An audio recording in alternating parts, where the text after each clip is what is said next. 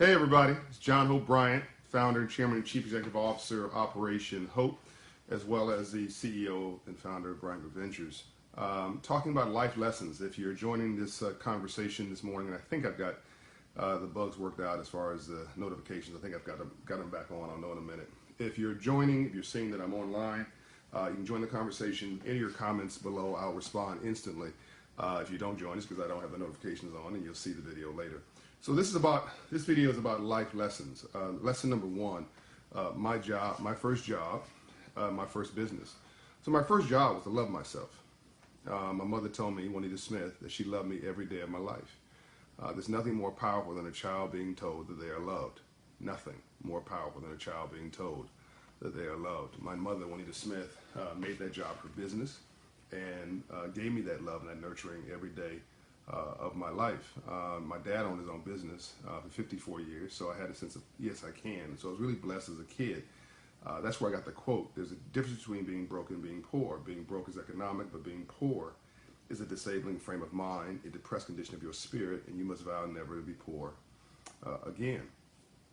And so that job, that first job of learn and love yourself, really defines really everything else. That led to my first business. And I'm convinced that I'm not notifying because folks aren't joining. So I apologize for that. But you'll be able to watch the video later. So if you do join, put your comments below either now or later. I will respond to the comments. I promise you. Even post between all my meetings. So my first job led to my first business. So I'm 9 years old. I'm in school in Compton, California, and I went to a financial literacy course and home economics, of course they used to call it. And banker from, I think it was Bank of America, happened to be Caucasian, but as far as I'm concerned, he was green, as in the color of money. And I remember very vividly, like I was 9, and he was talking about money and whatever. And I said, man, I raised my hand in the second session. I said, sir, what do you do for a living, and how'd you get rich legally? What do you do for a living, and how'd you get rich legally? And that may sound funny, but I was dead serious because nobody in my neighborhood wore suits, right?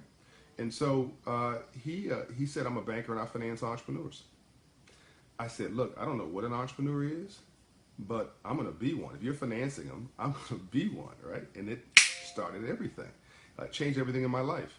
So the next year, I was 9, I started seeing the world differently. I noticed the next year, I was starting to think differently, carry briefcases to school. I used to wear a suit.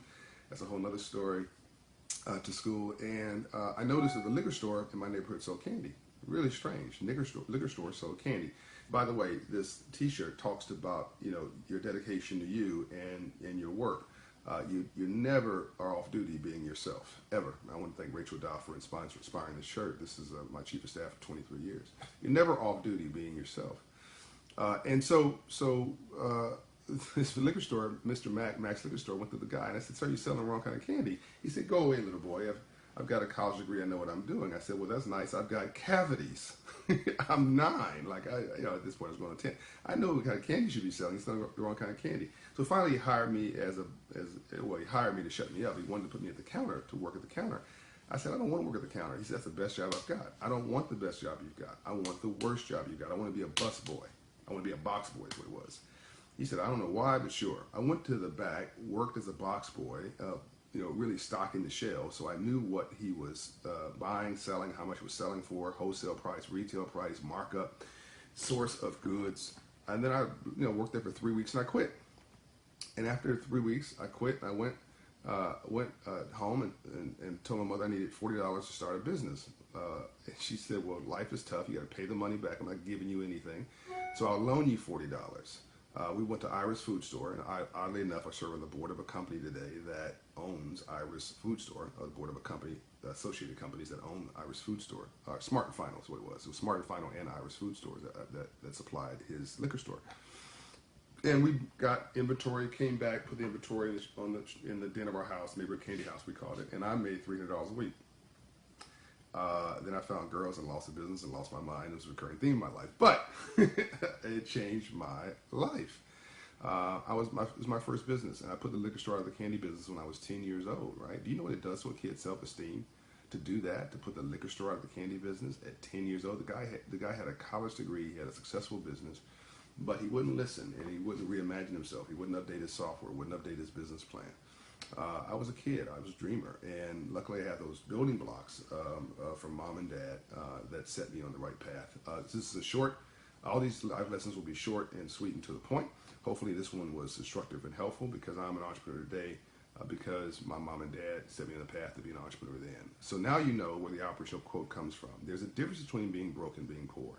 Being broke is economic, but being poor is a disabling frame of mind, a depressed condition of your spirit, and you must vow never, ever, ever to be poor again. You want to help Operation Hope, please volunteer at Operation Hope, become a member at Operation Hope, become a client of Operation Hope, become a partner at Operation Hope or Global Dignity or the other philanthropies I'm involved with.